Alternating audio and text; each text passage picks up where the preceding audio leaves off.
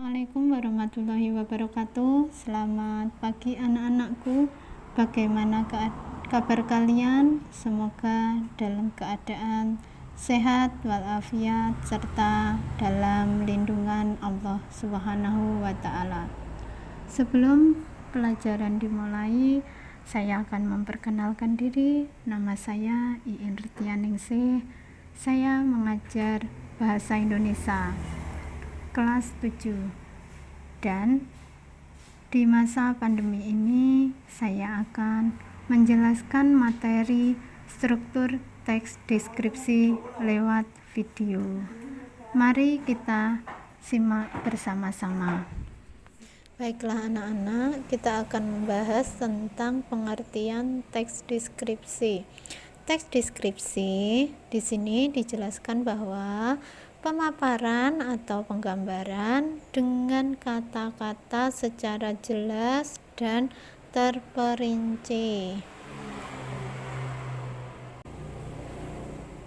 Tujuan deskripsi yaitu menggambarkan objek dengan memerinci secara subjektif atau melukiskan kondisi objek secara terperinci. Ciri-ciri dari teks deskripsi: yang pertama, paragraf menggambarkan sesuatu. Yang kedua, paragraf yang digambarkan dijelaskan secara jelas dan dirinci serta melibatkan kesan indera. Yang ketiga, apabila pembaca membaca teks deskripsi tersebut seolah-olah merasakan langsung. Yang keempat, menjelaskan ciri-ciri fisik dari sebuah objek seperti ukuran, warna, bentuk, ataupun keadaan pada suatu objek tersebut. Struktur teks deskripsi terbagi menjadi identifikasi.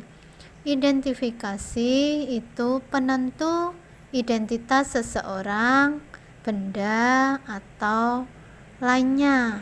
Yang kedua, klasifikasi. Penyusunan ini secara bersistem dalam sebuah kelompok dengan menurut kaidah atau standar yang sudah ditetapkan. Yang ketiga, deskripsi bagian. Deskripsi bagian berisi tentang gambar di dalam teks yang lebih mendetail. Yang keempat, penutup, menyimpulkan hal-hal yang penting. Jenis teks deskripsi terbagi menjadi 3. Yang pertama, teks paragraf deskripsi subjektif. Suatu paragraf deskripsi yang menggambarkan objek menurut kesan yang dimiliki oleh penulis. Yang kedua, teks paragraf spasial. Di dalam teks paragraf ini terdapat objek yang digambarkan hanya berupa tempat, benda, ruang, serta lainnya. Yang ketiga, teks paragraf objektif. Teks paragraf ini menggambarkan apa adanya menurut keadaan objek yang sebenarnya tanpa adanya rekayasa ataupun penambahan opini dari penulis. Langkah-langkah membuat teks deskripsi: yang pertama, menentukan tema. Hal ini objek yang akan dibahas. Yang kedua, menentukan tujuan. Yang ketiga, mengumpulkan fakta atau data sebagai objek yang akan dibahas. Yang keempat, setelah data terkumpul, data tersebut disusun menjadi kerangka karangan. Yang kelima, menguraikan kerangka karangan tersebut menjadi teks deskripsi yang disesuaikan data dan faktanya. Kaidah kebahasaan terdiri dari 7. Yang pertama, menggunakan kata benda sesuai dengan topik yang dideskripsikan. Yang kedua, menggunakan frase yang mengandung kata benda. Yang ketiga, mengandung kata sifat yang sifatnya menggambarkan sesuatu. Yang keempat, mengandung kata kerja transitif untuk dapat memberikan informasi subjektif. Yang kelima, mengandung kata kerja perasaan, pendapat dengan tujuan mengungkapkan sebuah pandangan pribadi sebagai subjek.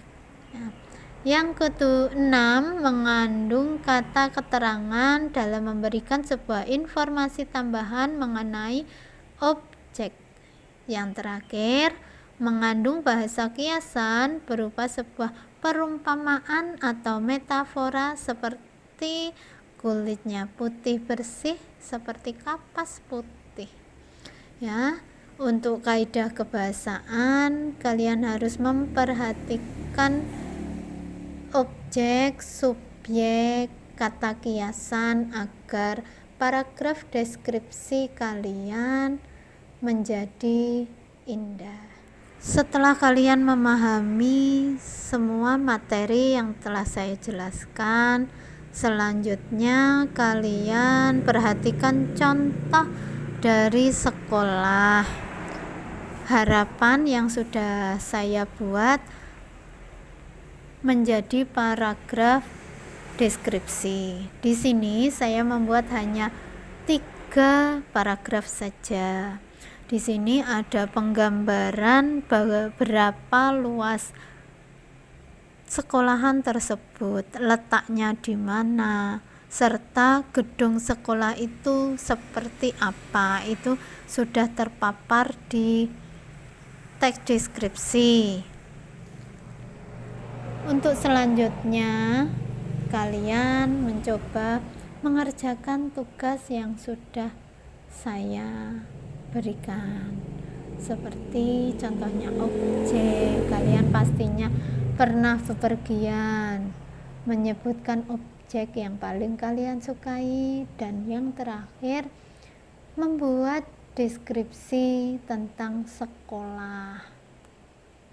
Ya, tentunya kemarin kalian sudah MPLS, pastinya bisa membuat paragraf deskripsi tentang sekolah SMP 1 Wungu.